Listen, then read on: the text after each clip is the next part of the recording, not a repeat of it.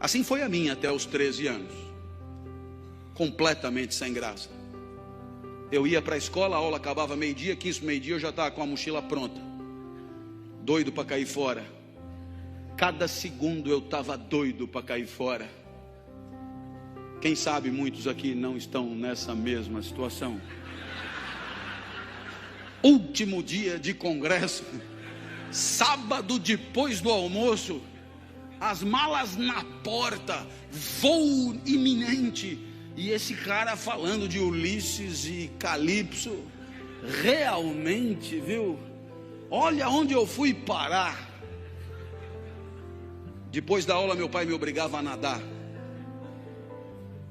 Eu detestava nadar. Eu fazia revezamento com um cara que esse sim era nadador por natureza, chamado Ricardo Prado. Esse era bom de bola. Eu fazia revezamento com ele, ele caía, nadava primeiro, ele abria uma diferença enorme do segundo colocado, aí caía eu e os adversários se aproximavam perigosamente. Apesar de mim, a gente ganhava. Eu fazia de tudo pela derrota. Eu detestava nadar. No domingo meu pai me levava no Morumbi para ver jogo. 90 minutos esperando terminar. Enquanto ele torcia, eu descascava amendoim. Ele tinha que me avisar, foi gol.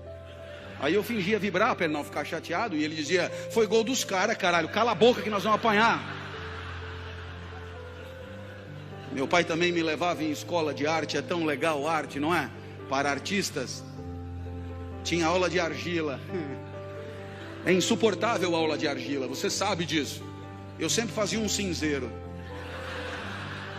Eu tinha que dizer que era um cinzeiro sempre. Pior do que argila, só origami. Origami, coisa do demônio em japonês. Uma folha de papel, 360 dobras na ordem certa para você chegar num fascinante passarinho que você chucha no rabo e ele abana as asas.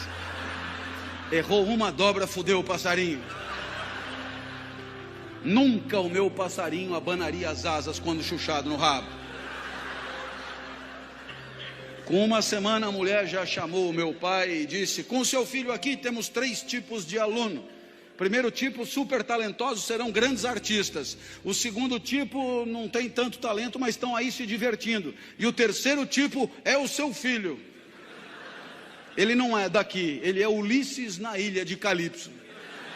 Ele está fora de lugar. Mas aí aos 13 anos a vida mudou. O professor de geografia entrou no primeiro dia de aula. Imagine isso em 1978, nos Jesuítas de São Paulo, Colégio São Luís, na Avenida Paulista. O professor de geografia entra e diz, eu não vou dar aula, o curso será todo de seminários dados pelos alunos. Teve um sorteio de temas. Para mim caiu o petróleo, assunto sem graça, mas eu já estava acostumado, a vida era sempre assim, sem graça. Fui para casa estudar. Na época me chamavam de CDF, hoje me chamariam de nerd. Eu tirava 10 em tudo, mas não vibrava com nada. No meio do semestre chegou a minha vez. Subi num palquinho da classe, olhei para a classe e estava apinhado de gente. Imagina um lugar apinhado de gente. Colegas de outras classes vieram assistir. Os professores deixaram que viessem e vieram junto. Eu tinha fama de doido, isso ajudava a atrair as pessoas. Eu era muito esquisito quando eu era criança.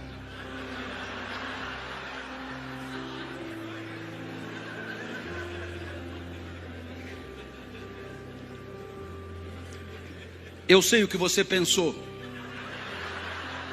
mas eu era muito mais esquisito quando eu era criança.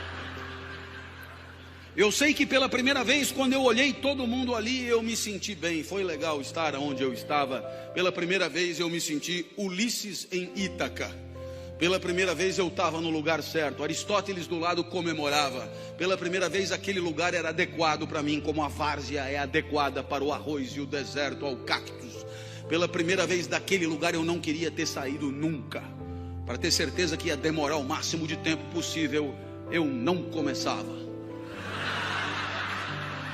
E olhava para todos em silêncio, os colegas se cutucavam, esse cara é mais doido do que eu imaginava. O professor me ameaçou, comece eu vou lhe dar 0. eu tive que começar cheio de entusiasmo, falei tudo o que eu sabia sobre o petróleo.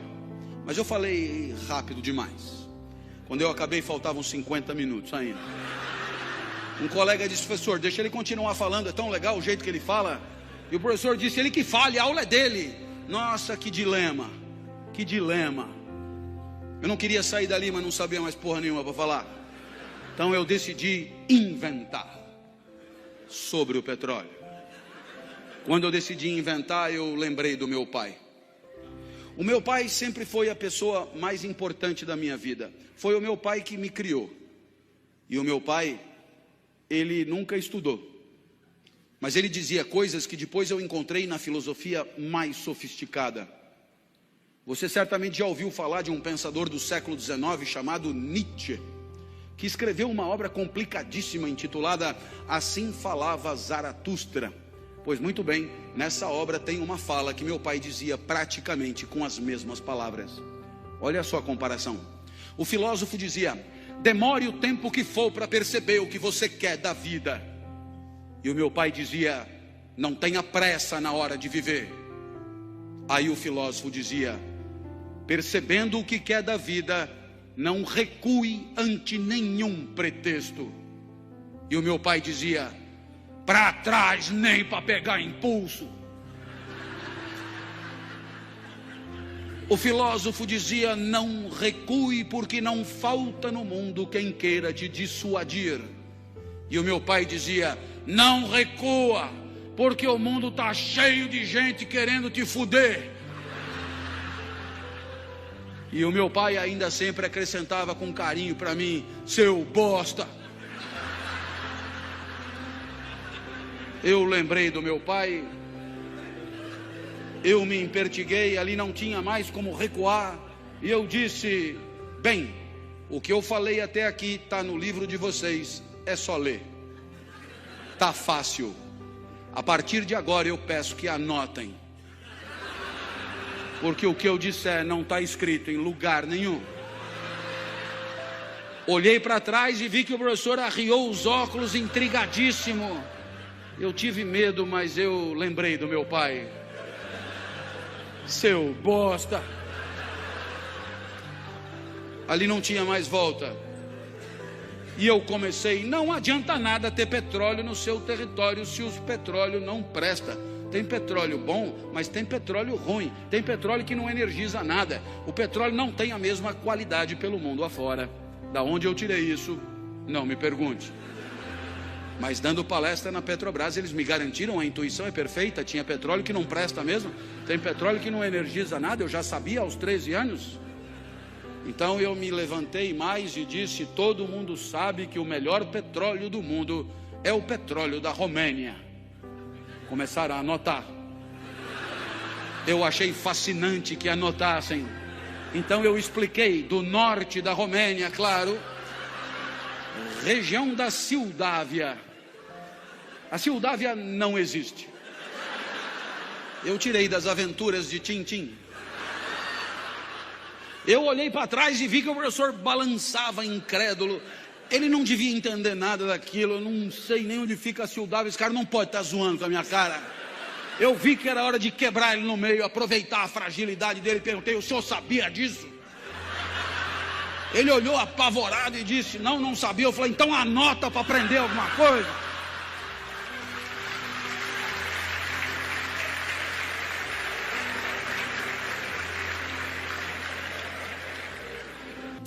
Eu continuei falando o que me vinha na cabeça, porque eu não precisava lembrar de mais nada. Falei de petróleo na Ilha do Bananal, em Fernando de Noronha, em Madagascar. Um colega disse: dá para repetir? Eu falei: eu mandei você anotar, cara. Não lembrava de mais porra nenhuma que eu tinha dito. Terminou o seminário, vieram os aplausos frenéticos. E um outro colega falou: professor, deixa ele dar todos os seminários. O professor falou: mas ele só estudou sobre o petróleo. Eu falei: quem falou? Saí dali eufórico. Fui encontrar o Fusca branco do meu pai. E o meu pai nunca tinha me visto correr, nem andar. Eu me arrastava, na verdade. Ele achou até que fosse assalto. Eu entrei no carro, Comecei a contar o que tinha acontecido e o meu pai, que nunca estudou nada, tinha entendido tudo. Aristóteles no banco de trás do Fusca comemorando. Eu tinha encontrado Ítaca. Ali eu tinha achado o meu lugar. Ítaca para mim é a sala de aula. É ali onde a vida feliz é possível. É ali onde a excelência eu venho buscando nos últimos 30 anos. É ali onde a felicidade atravessou a minha vida. Dali nunca mais saí. Os gregos comemoram mais uma vida bem-sucedida. Aquela pequena goiabeira que virou uma grande goiabeira. Aquela pequena planta que não encruou, mas vingou. Essa é a reflexão primeira da história do pensamento.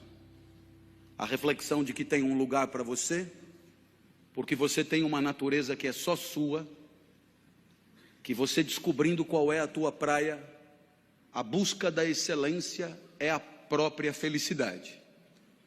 A felicidade é ir o mais longe possível, ser o mais perfeito possível e devolver para o mundo, em forma de performance, aquilo que o mundo te deu, em forma de potencialidade, em forma de talento, em forma de recurso natural.